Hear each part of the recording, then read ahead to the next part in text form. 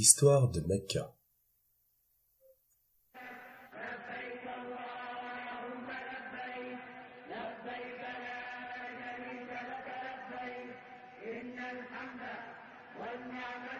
Notre histoire commence avec la ville de la Mecque.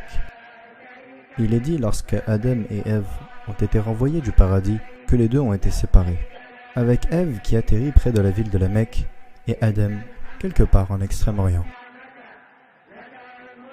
Après plusieurs années à se chercher l'un et l'autre, Adam parvient à trouver son chemin à travers la péninsule arabique jusque la Mecque. Et c'est au sommet du mont Arafat, à l'extérieur de la ville de la Mecque, qu'ils ont été réunis.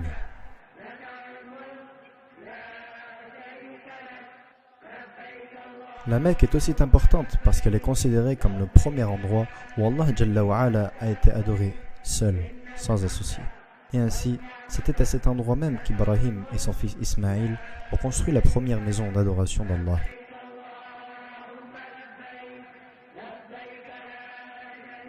En cet honneur, Allah Jalla wa Ala a construit au paradis une structure similaire pour les anges.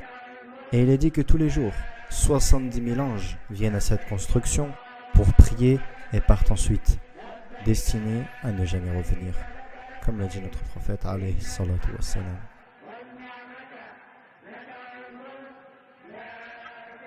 Lorsqu'Ibrahim et Ismaïl ont fini la construction de la maison sacrée, il y avait encore une brique à mettre à sa place.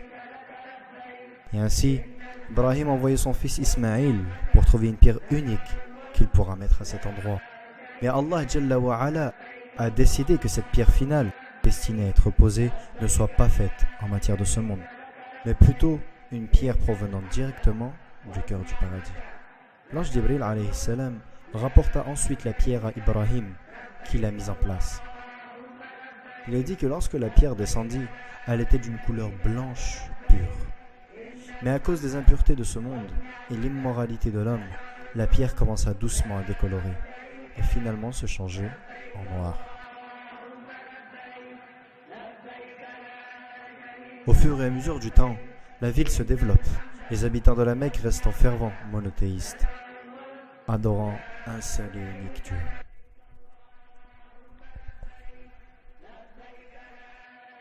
Malgré le fait que leurs voisins en Égypte, Mésopotamie et au Levant pratiquent le paganisme depuis des siècles, mais tout change lorsqu'un marchand nommé Amr ibn Luhay décida de mener ses affaires à l'extérieur de la Mecque. Alors Amr se dirigea vers le nord jusqu'à atteindre les terres du Levant. Là-haut, Amr témoigna pour la première fois de choses comme l'architecture moderne, la littérature avant-gardiste et bien sûr la pratique du paganisme.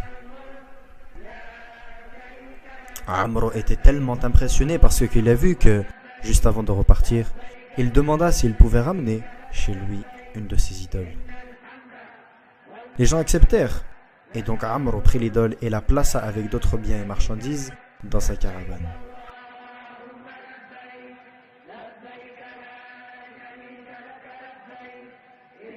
Ensuite, il mit le cap au sud, vers la ville de la Mecque. Lorsque Amr arriva enfin chez lui, il prit et plaça immédiatement l'idole devant la maison sacrée. Il dirigea ensuite le peuple en leur disant que ceci est désormais le Dieu qu'ils doivent adorer. Tristement, ce concept a fait face à très peu, voire aucune résistance. Et avec le temps, les gens commençaient à adorer de plus en plus d'idoles. Jusqu'à ce qu'il est dit qu'à la fin du 6e siècle, plus de 360 idoles différentes entouraient la maison sacrée à la Mecque.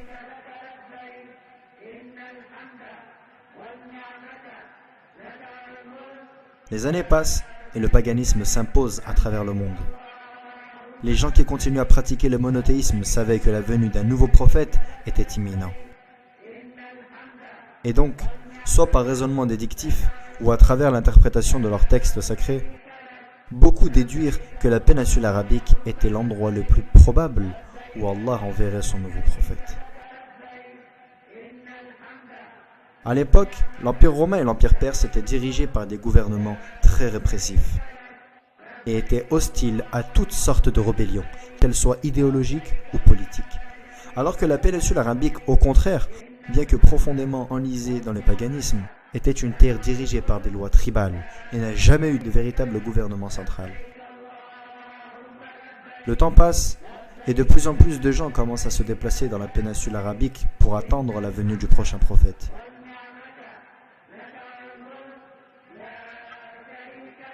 Et ainsi, sur la même terre où l'homme pour la première fois voit un culte à son créateur, et où Ibrahim construisit la première maison d'adoration de Allah seul, c'était là où Allah a destiné son dernier et final messager à apparaître.